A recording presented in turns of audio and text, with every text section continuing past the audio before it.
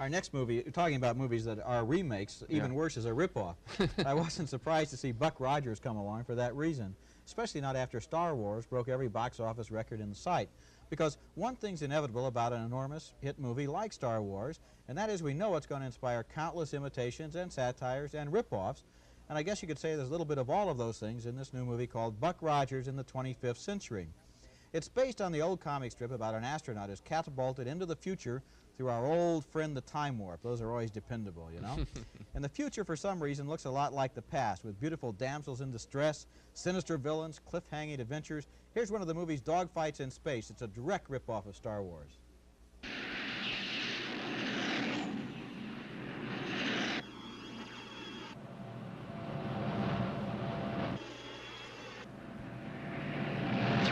Watch out, Major, on your tail.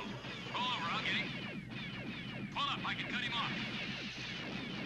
Not that way, you're rolling right into his power.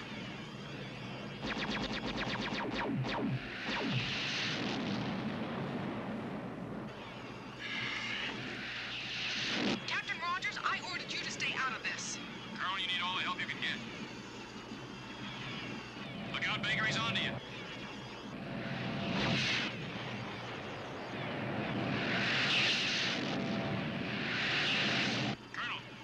Straight down, then put on your retros.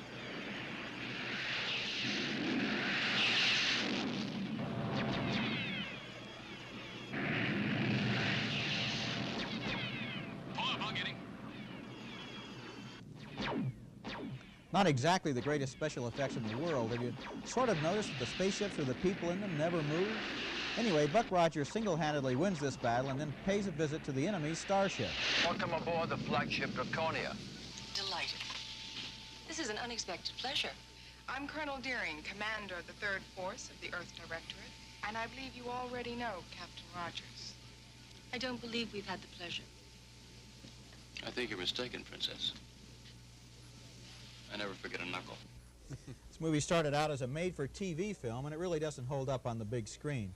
The movie tries to get away with its cheap production by throwing in a lot of camp humor, but the jokes wear pretty thin after the first, say about 5 minutes, and the special effects wear so thin you can almost see through them at times. Yeah, I didn't like it either, but my biggest objection is this film is a real manipulation here. This is obvious. The picture doesn't end in the way we expected. The villains aren't vanquished, and the only reason they did that, they wanted to leave it room for a sequel. So this is the problem. They're trying to make another film, not the one at hand, and the audience really gets shafted in this picture. Finally, we both agree that Buck Rogers in the 25th century is a poor imitation of Star Wars. Two loud no's for that. And that's it for this show.